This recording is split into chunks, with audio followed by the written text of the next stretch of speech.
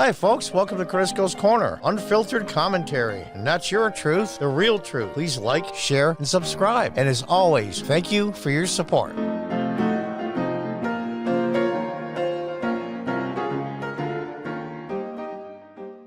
Hi, folks. Welcome back. From Fox News. San Francisco shuts down In-N-Out for not enforcing jab mandate.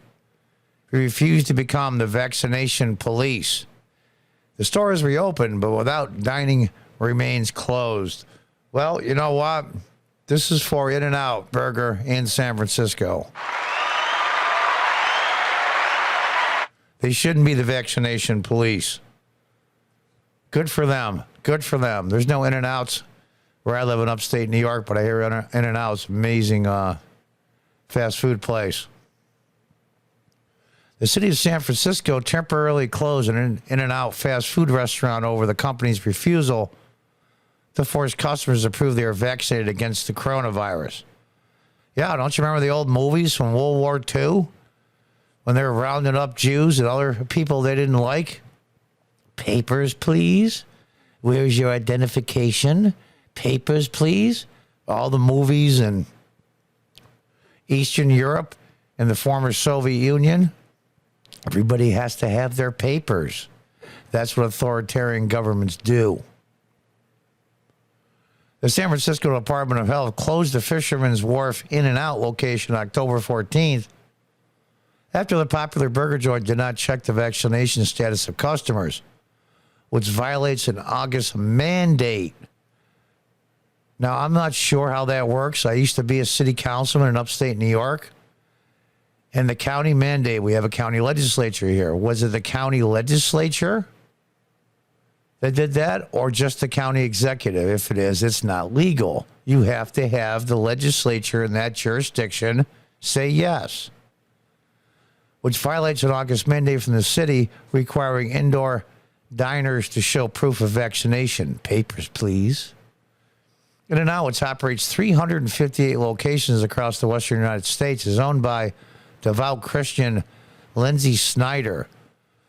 Why do they have to say they're a devout Christian? Well, I don't get this. I still like Fox, but was well known for including Bible verses at the bottom of soda and milkshake cups. That's fine. That's their prerogative. Our store properly and clearly posted signage to communicate local vaccination requirements, In-N-Out Burger's chief legal and business officer, Arnie Winsinger, said in a statement to Fox. After closing our restaurant, local regulators informed us that our restaurant associates must actively intervene by demanding proof of vaccination and proof identification for every customer, and then act as enforcement personnel by barring entry of any customer without the proper identification. I want you to read all this because this is incredibly important. Demanding proof of vaccination and photo identification of every customer. Then act as enforcement personnel by barring entry for any customers without the proper documentation.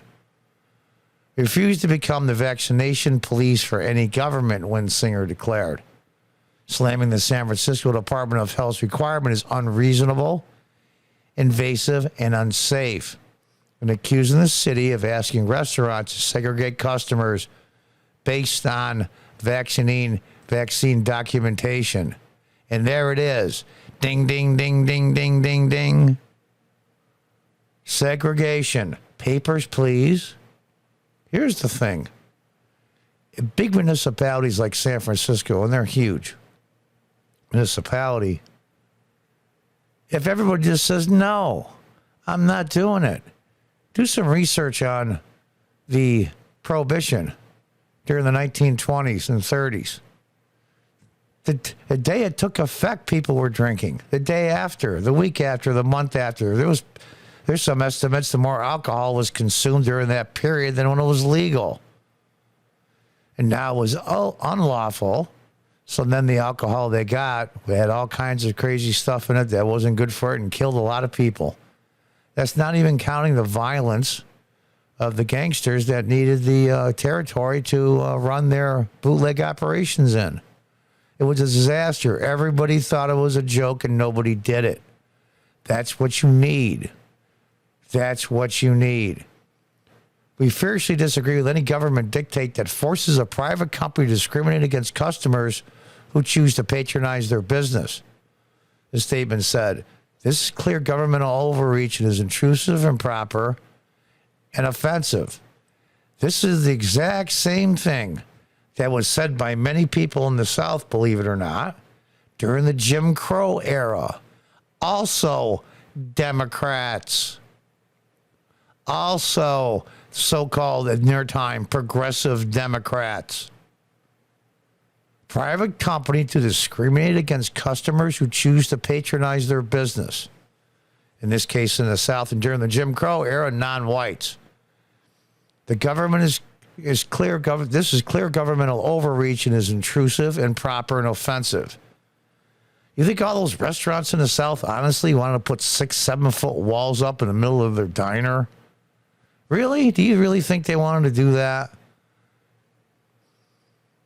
The store has since reopened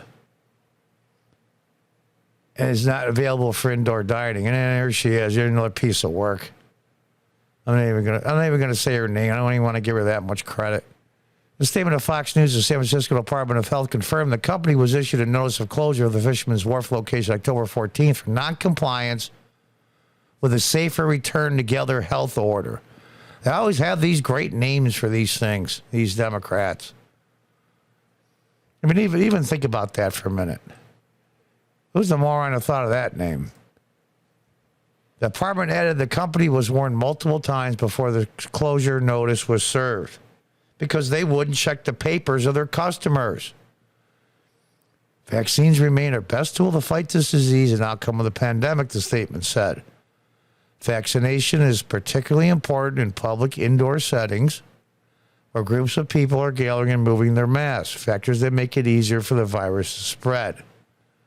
This is why San Francisco requires proof of vaccination for indoor dining. No. It is a tool. I think maybe you're right. Maybe it is the best tool, but it's not the only tool. And that's part of the point. You can't do this to people. You can't. And what are you supposed to do? You're a single restaurant. Maybe get the general public? Well, local law enforcement will, because this is San Francisco. I mean, even the most conservative police officer there is probably so far left. And the red states are getting redder, and the blue states are getting bluer. Unbelievable. Several warnings. Who the hell are you? I had a business for over 20 years in upstate New York. New York State made it a nightmare to have a convenience store. Between their overrules and regulations and always looking over your shoulder to make sure that, God forbid, once somebody under 18 buys a pack of smokes, which will ruin your entire life, but the guy around the corner from my store selling crack and heroin and fentanyl get a less of a sentence and a charge than I do for selling beer to a minor. Think about that for a minute. Depending on number of times your store offended, you can actually go to jail longer for selling a beer to a 20-year-old, who's 21 in New York, than for selling fentanyl around the corner and crack. This thing is so screwed up, and California is even worse. I don't want to leave New York. I really don't. It looks like I might have to, and it's going to get worse before it gets better. Until the next time, folks, goodbye and good luck.